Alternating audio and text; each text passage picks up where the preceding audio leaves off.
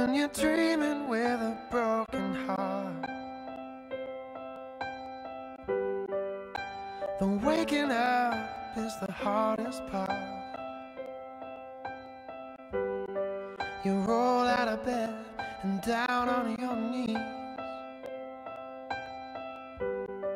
and for a moment you can hardly breathe, wondering when's she really here?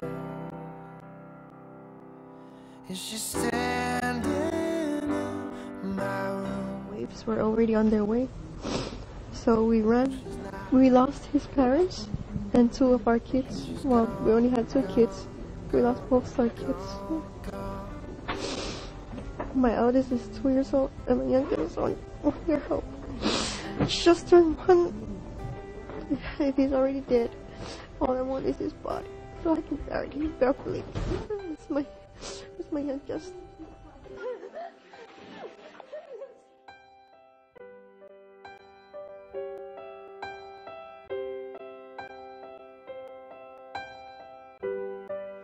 When you're dreaming with a broken heart, the waking up is the hardest part. You roll